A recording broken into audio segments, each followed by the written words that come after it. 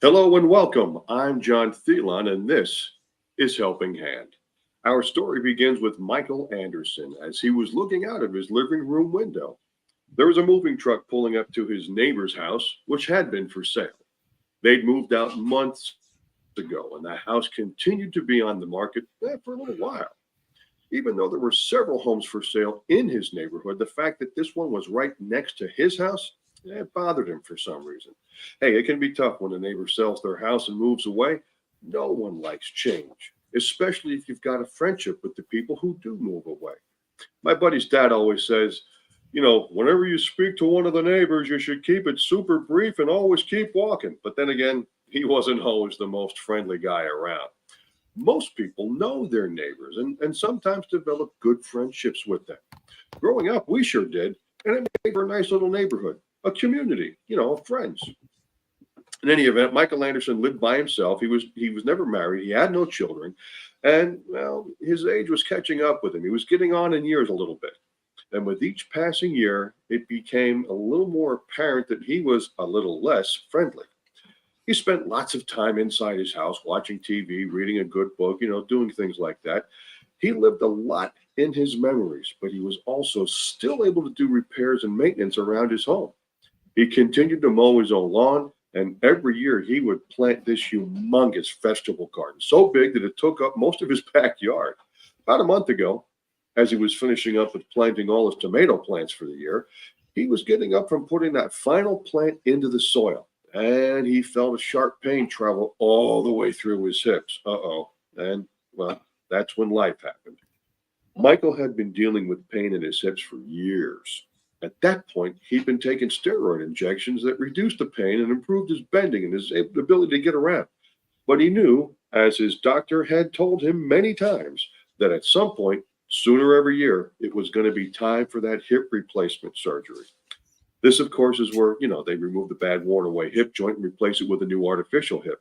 The artificial hip mimics and performs the function of a normal, healthy hip joint. So Michael went to see his doctor about having this surgical procedure done. Now, because he lived alone, he was a little worried about how he could recover from this surgery, on his own. Needless to say, he had many questions for his orthopedic surgeon, Dr. Albert Werner. Good morning, Michael. How are your hips? Are you feeling any pain? Yes, Doc. The pain has been getting worse. It's painful to walk and bend. The different treatments aren't working anymore. Well, Michael, we spoke many times about hip replacement surgery, and many patients feel that this particular surgery has relieved them of the pain and their mobility has improved. They also say their quality of life has improved since the operation. But as you know, the recovery process takes several weeks, and you'll only be able to do light activities with no heavy lifting, and absolutely nothing that may cause you to fall. I know that, but I live alone, and I will be by myself, and this is why I have been putting this operation off for such a long time. Listen, Michael, many elderly people live on their own. And also as part of the treatment, we'll be having visiting nurses and physical therapists scheduled for weekly visits. So you'll get through this. With that, Michael Anderson scheduled the hip replacement surgery and had it done. Dr. Werner then scheduled nurse Linda Conti for weekly visits. As Michael recovered from this operation, he would look out his living room window and see the new neighbor, Maria Cruz. She'd leave and come home to her house, and sometimes she saw him and she'd wave, So since Maria moved in, neither of them had the chance to meet one another. So Michael was thinking that after his recovery, he'd get back outside one day and say hello, introduce himself. Well, just a few minutes after, the doorbell rang, and the nurse, again, Linda Conti, she went to open the door. There stood Maria Cruz with a box. The nurse greeted her, and then she asked Nurse Linda if she could come in for a minute, to say hi to Michael. Michael, your new neighbor is here. She'd like to say hi. Can I let her in to see you? Yes, let her in. Hi, Michael. I'm Maria Cruz, your new next door neighbor. Look, I bought you a box of cookies and I wanted to say hi. Thanks, Maria. I love cookies. Come sit down. Would you like a bottle of water? Thank you. That would be nice. See you sometimes looking out your window. I also see your nurse by. I didn't want to bother you, but it's been a few weeks since we moved in, so I just wanted to stop by and say hi to you. Yes, this is my nurse. Hi, Maria. That's really nice of you. Michael did tell me that you moved in a few weeks ago. That's really exciting. I know when my husband and I bought our home, there was so much unpacking and home improvements to do. It was a really crazy, stressful time. Yeah, that's true. I'm going nuts. My kids love the house and they finally have a yard to play in. We lived in an apartment building before and I'm learning how to fix things. Just last night, I Googled how to fix a leaky sink faucet. For some reason, the kitchen faucet couldn't stop leaking water. Every pipe leaks in our house. I'm just lucky that my husband knows how to fix everything. If he couldn't, we would have been flooded out so many times. Yeah, I know there's so many household fixes that I have to learn up on. It's all on me. I'm a widower.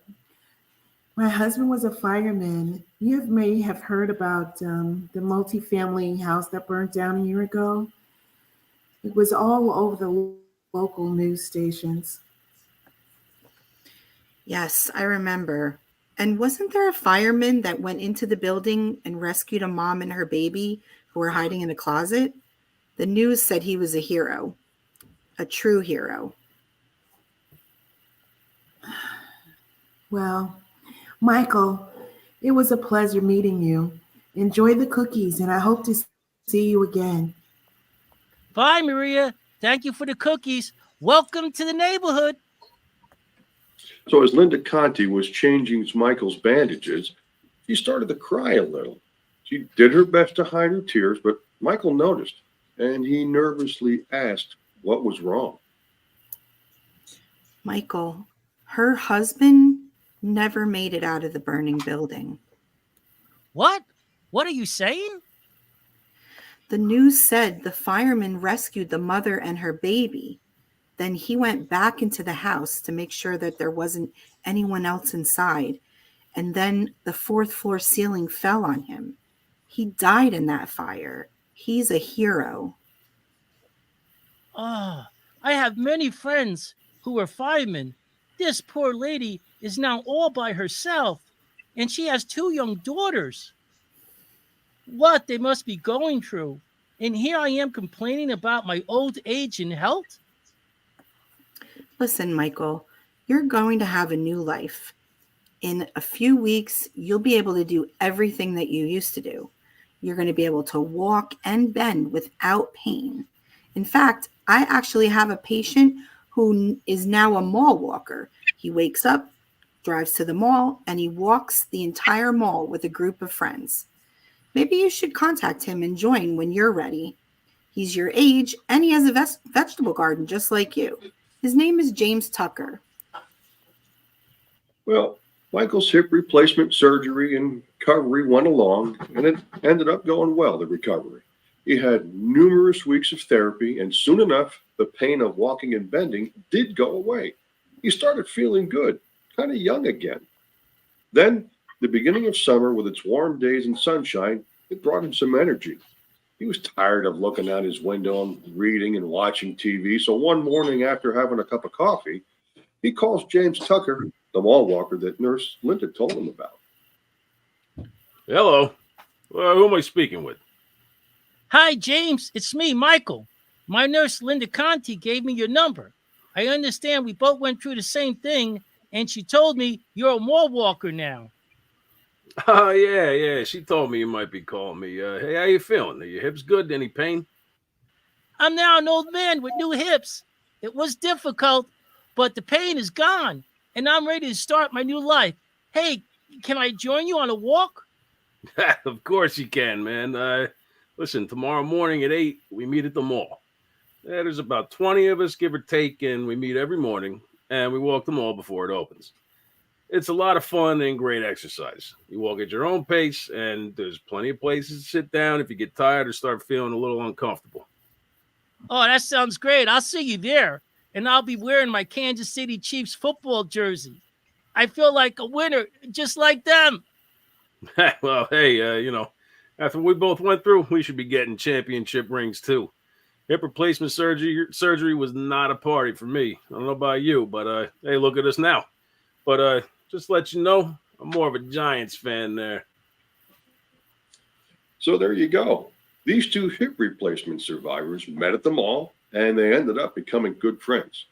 They walked together pretty much every day. James even helped Michael plant a brand new, bigger and better vegetable garden. Then one day, James asked him about his neighbor. He noticed that her grass was always kind of high and that her house needed some repairs, like roof shingles. Some of them were loose and coming off, and the driveway had some potholes in it and so forth. James, I see what you're talking about. Her house needs some work. She is really a nice lady and has 2 young daughters. She's by herself. No husband. Oh, really?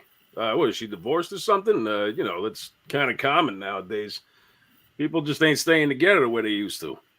No, she's a widower. Her husband was a fireman and died trying to rescue people when the house ceiling collapsed on him. He's a hero who found and saved a mother and her baby hiding in a closet. I wish I could have helped her with different things, but I was recovering when they moved in. She even came over and gave me cookies. Wow, cookies sounds pretty good. But Mike, you should know this by now. I'm a retired construction worker. That's how I ruined my hips, with all the heavy lifting. For 40 years, I worked on buildings and roads. Yeah, I was one of them hard hat guys, and I did everything. I drove every piece of construction equipment imaginable. I heard about how tough you guys are. Were you involved in the World Trade Center cleanup in New York? I know 9/11 was a miserable time for our country, so I try to help those who were involved with the cleanup. I used to pay a deli to send 2 trays of sandwiches every day to the site. It was my way of participating. I think I may have had one of them sandwiches. The company I was working with sent every roll off we had to the site. I actually myself carried away 14 loads of building debris. It felt like I was carrying away our nation's treasury. I cherished every piece of that building as I drove away. In a way, James, you're a hero. Heroes are not superheroes like in comic books, but average people just like trying to survive. They are living their life while helping others do the same. You know something, Mikey? You're right. How about we go talk to your new neighbor? Her husband gave up his life helping others, and now we've been given a new lease on life with these hips. So let's put them to good use and give her a hand. So they both agreed to help the new neighbor, Maria. So they went over, rang the doorbell to tell her all about it. Hi, Michael. What's up? Come on inside. You want something to drink? This is my friend James. We want to ask you something. Oh, okay. Please sit down. What do you want to ask me? I hope nothing is wrong. I'm sorry if my kids play too loud. They're young and they make a lot of noise. No, your kids are wonderful. James and I just want to ask you if we could help with some of the house repairs. No disrespect, but your grass is high and your roof is missing a lot of roof shingles.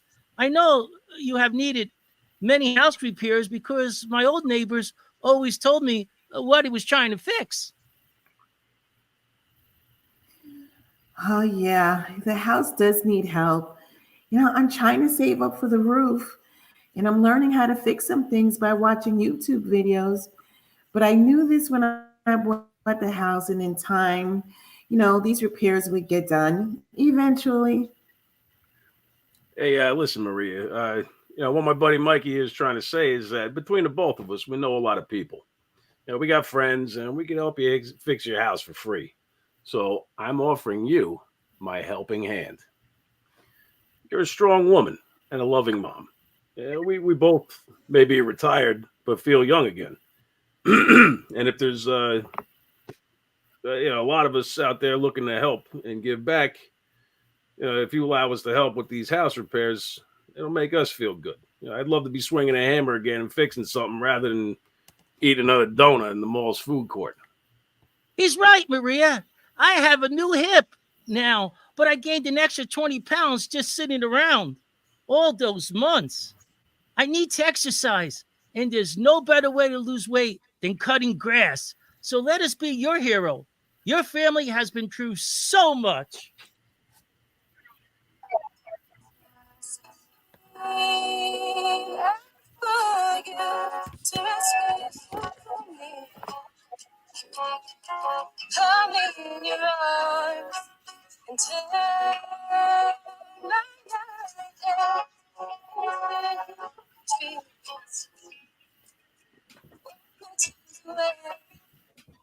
And that's our show. The end.